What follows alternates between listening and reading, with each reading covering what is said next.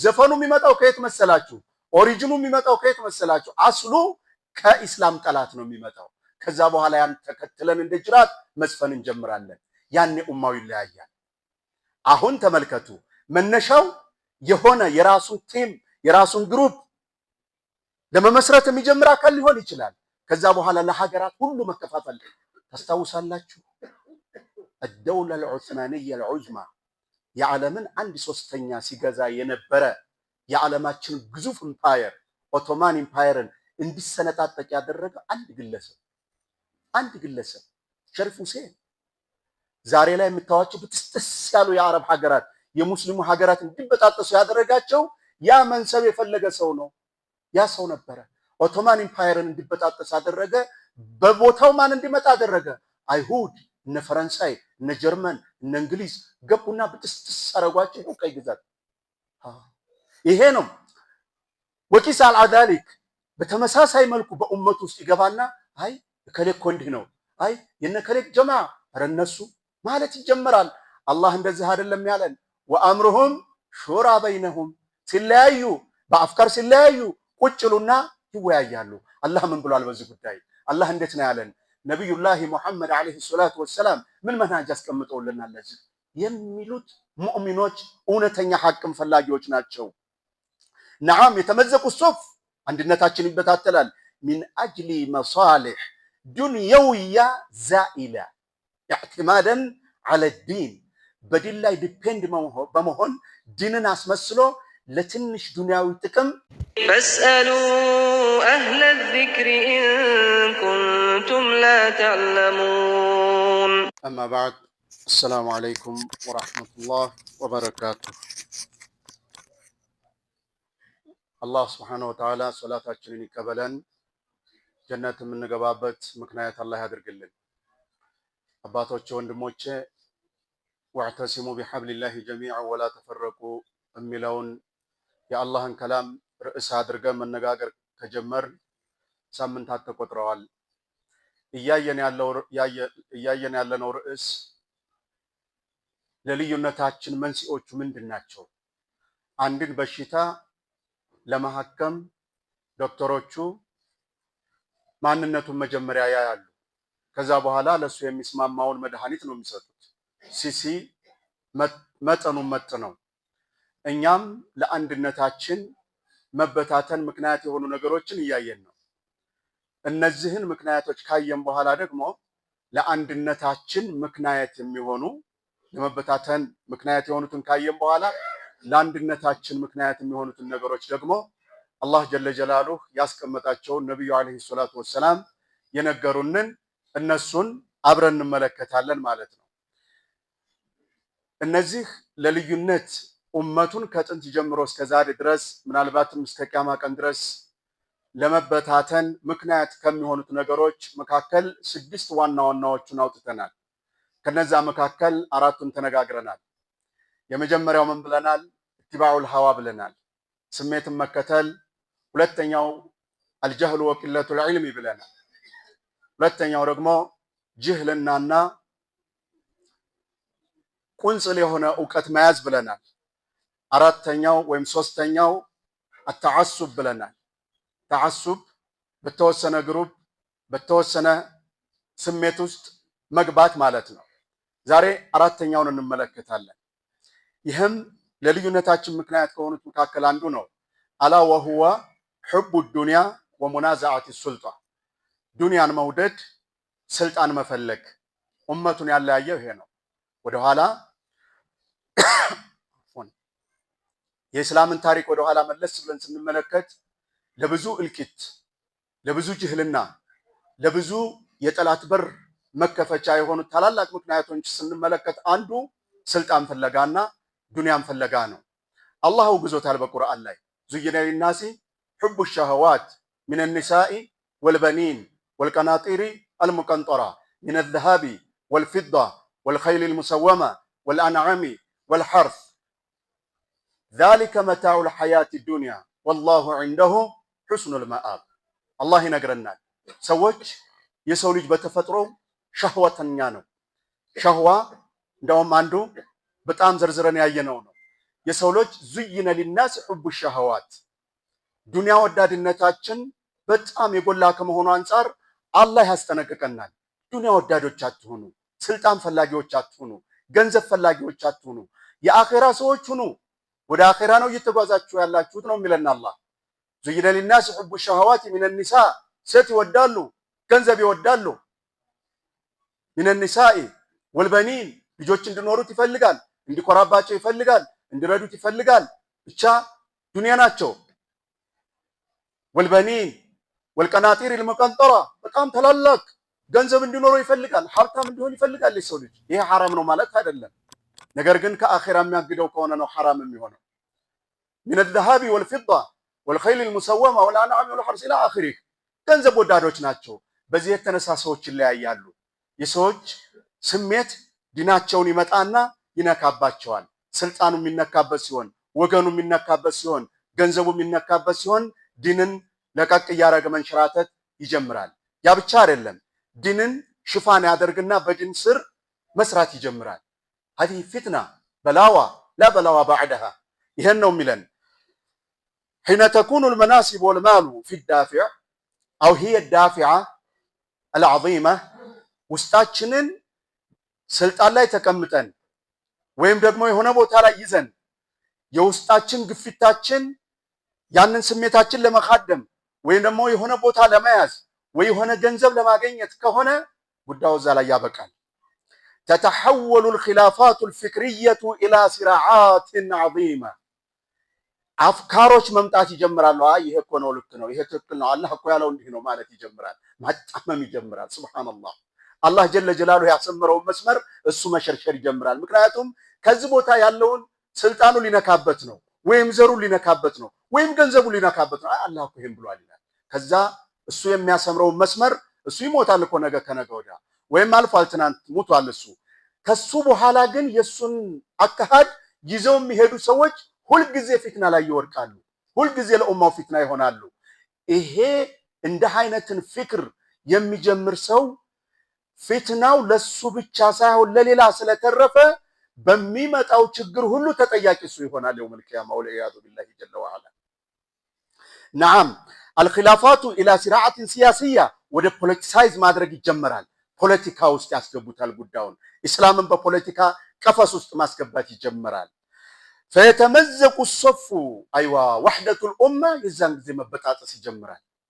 አንድነታችን መበታተን ይጀምራል። እባክህ እሱ የነከሌ ግሩፕ ነው፣ እባክህ እሷ እነከሌ ናት፣ እሱ እንዲህ የለበሰ ነው፣ እሱ እንደነዛ ነው፣ ከሌ አይደለ እንደሱ ማለት ይጀምራል። ያ ጀማዓ ዘፈኑ የሚመጣው ከየት መሰላችሁ? ኦሪጂኑ የሚመጣው ከየት መሰላችሁ? አስሉ ከኢስላም ጠላት ነው የሚመጣው። ከዛ በኋላ ያን ተከትለን እንደ ጅራት መስፈን እንጀምራለን። ያኔ ኡማው ይለያያል። አሁን ተመልከቱ፣ መነሻው የሆነ የራሱን ቲም የራሱን ግሩፕ ለመመስረት የሚጀምር አካል ሊሆን ይችላል። ከዛ በኋላ ለሀገራት ሁሉ መከፋፈል ታስታውሳላችሁ። الدولة العثمانية العظمى የዓለምን 1/3 ሲገዛ የነበረ የዓለማችን ግዙፍ ኢምፓየር ኦቶማን ኢምፓየርን እንዲሰነጣጠቅ ያደረገ አንድ ግለሰብ ሸሪፍ ሁሴን። ዛሬ ላይ የምታዋቸው ብትስጥስ ያሉ የአረብ ሀገራት የሙስሊሙ ሀገራት እንዲበጣጠሱ ያደረጋቸው ያ መንሰብ የፈለገ ሰው ነው። ያ ሰው ነበረ። ኦቶማን ኢምፓየርን እንዲበጣጠስ አደረገ። በቦታው ማን እንዲመጣ አደረገ? አይሁድ፣ እነ ፈረንሳይ፣ እነ ጀርመን፣ እነ እንግሊዝ ገቡና ብትስጥስ አረጓቸው። ቀይ ግዛት ይሄ ነው።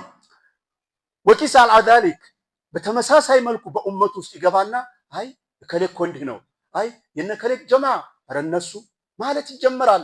አላህ እንደዚህ አይደለም ያለን። ወአምሩሁም ሹራ በይነሁም ሲለያዩ በአፍካር ሲለያዩ ቁጭሉና ይወያያሉ። አላህ ምን ብሏል በዚህ ጉዳይ? አላህ እንዴት ነው ያለን? ነቢዩላህ ሙሐመድ ዓለይሂ ሰላቱ ወሰላም ምን መንሃጅ አስቀምጠውልናል? ለዚህ የሚሉት ሙእሚኖች እውነተኛ ሐቅም ፈላጊዎች ናቸው። ነዓም የተመዘቁ ሶፍ አንድነታችን ይበታተላል። ሚን አጅሊ መሳሊሕ ዱንየውያ ዛኢላ ኢዕቲማደን ዐለ ዲን በዲን ላይ ዲፔንድ በመሆን ዲንን አስመስሎ ለትንሽ ዱንያዊ ጥቅም የኡመቱን አንድነት ይሰነጣጥቃል።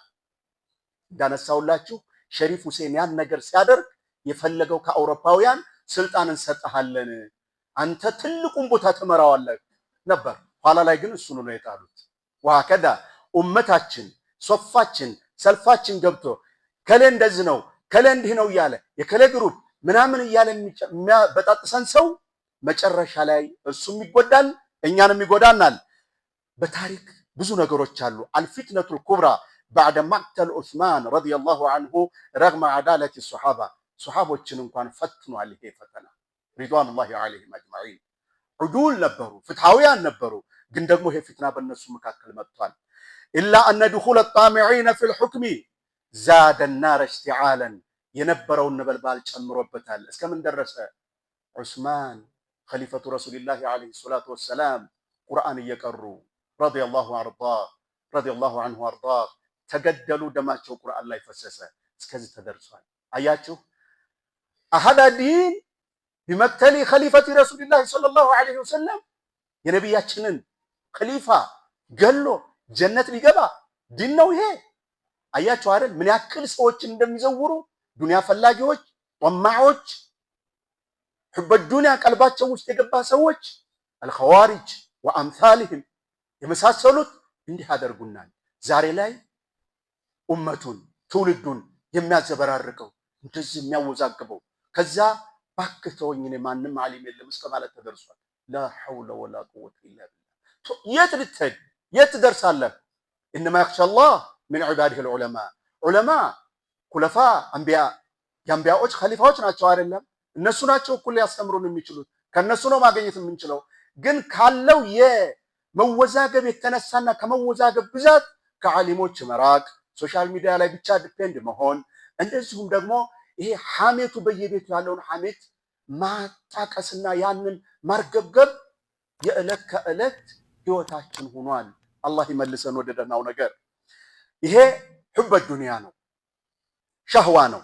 ሌላው ስድስተኛው دخول الشبهات والشهوات እንግዲህ ትልቁ ነገር ይሄ ከተከሰተ በኋላ ከዛ ሸህዋ የሚባለው ነገር አለ። ሹብሃ ነገር የሚባል አለ አይደል?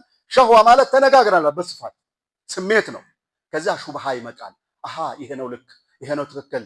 ሸይጣን ስራ አይፈታም እኮ ወንድሞች አባቶች ወላሂ ስራ አይፈታም። ምክንያቱም መጀመሪያውኑ ከጀነት ሲወጣ ቃል ገብቷል አላህ Subhanahu Wa Ta'ala የዚህን አባታችን አደምን ማለቱ ነው። የዚህን ሰውዬ ልጆች በሙሉ አጠማቸዋለሁ አንተን የሚያመሰግኑ ጥቂቶች እንዳታገኝም ብሎ ቃል ገብቷል። መጀመሪያ ይሄን ከመናገሩ በፊት ረቢ አንዲርኒ ኢላ የውም ይብዓሱን ሙተው እስከሚነሱ ድረስ አቆየኝ ብሎ ለምኗል። ምክንያቱም ያውቃል ሙቶ እንደሚነሳ ያውቃል፣ ጀሃነም እንደሚገባ ያውቃል። ግን ለማ ጡሪደ ሚን ረሕመቲላሂ ሱብሓነሁ ወተዓላ ላ ሐውለ ለሁ ወላ ቁዋ ኢላ አን ዩድለ ኡመተ አው አብና ሀዘል ኢንሳን አው አቢና አደም ዓለይሂ ሰላም የአባታችንን አደም ልጆች አጥፍቶ ጀሃነም ይዞ መግባትን ተመኘ። ይችን ፕላን አደረገ። ስትራቴጂውን ተመልከቱ። አላህን ሊሸውር ነው እሱ ያ ረብ ያለው።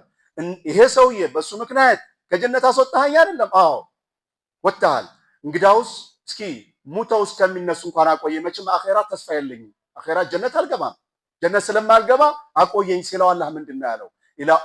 ኢላ ወቅት ማዕሉም ነው ያለው። እኔ እስከምለው እንጂ አንተ እንዳልከው አንተ ባልከው አላቆይህም አለው።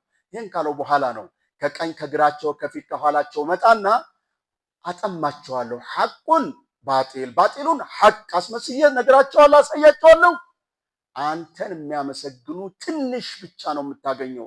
እንደው ሙኽሊሶች የሆኑ ብሏል በሌላ ቦታ ላይ። ይሄን ነው እየተራ ያለው። ሹብሃ ያመጣብናል። ሹብሃውን በላያችን ላይ ይጥልብናል። በዛ የተነሳ ኡመቱ ይለያያል። አሹብሃቱ ቱፍሲዱል ፊክር። ሹብሃ ካለ ያ ጀማዓ ፍክራችን ይበላሻል። ሹብሃ ማለት ምን ማለት ነው? ሐቅ የመሰለ ባጢል ማለት ነው። ሐቅ የመሰለ ባጢል ያ ነገር ምንድነው የሚያበላሸው? الفكر الاسلامي الحقيقي እውነተኛውን የእስላምን ፍክር ያበላሸዋል። አፈጻጸሙ እንዲበላሽ ያደርግብናል። ግሩፓችን እንዲበላሽ ያደርግብናል። ዱዓ አደራረጉ እንዲበላሽ ያደርገዋል። ሶላት አሰጋገዱ እንዲበላሽ ያደርገዋል። እምነቱ በአጠቃላይ እንዲወዛገብ ያደርግብናል። ወሸህዋቱ تفسد السلوك ሸህዋት ወይም ስሜቶች ደግሞ ባህሪያችን እንዲበላሽ አጭበርባሪዎች፣ ውሸታሞች፣ ሙገሽሾች፣ አታላዮች፣ ተአማኒነት የሌለ እንድንሆን ያደርገናል። ዛሬ የተቸገርነው በዚህ አይደል? አልግሽ ወሰሪቃ ያ ሰላም አደሙል አማና ለመኖር እንዲህ አይነት ነገሮች እንዲከሰቱ ያደርጋል። فاذا لم يتحسن المسلم بالعلم والعمل አንድ ሙስሊም በዕልም ካልታጠቀ በስራ ካልተገበረ ምን ይከሰታል? ወቀዐ ፊል ፊተን በፊትና ውስጥ ይገባል። ምክንያቱም አፍካር እየበዙ ይመጣሉ። ወንቀሰመ ናሱ ቢሰበቢ ዛሊክ ኡመቱ በዛ የተነሳ ምን ይሆናል? ይበታተናል። እነዚህ እንግዲህ ዋና ዋና የመበታተኛችን ምክንያቶች ናቸው። بإذنላህ ተዓላ አላህ ሱብሓነሁ ወተዓላ ኢዛ አሕያና ረቡና ሱብሓነሁ ወተዓላ ሰነተጠረቅ ኢላ መዋዲዕ ከይፈ ነሕሚ ወሕደተል ኡማ የኡማውን አንድነት የምንጠብቅባቸው የአንድነታችን የምናጠናክርባቸውን ነገሮች ቢቀድር ልምካን እንወያይባቸዋለን። ለዛሬ ነክተፊ ቢሃዘል ቀድር هذا وبالله التوفيق وصلى اللهم على نبينا محمد وعلى آله وصحبه وسلم والسلام عليكم ورحمة الله وبركاته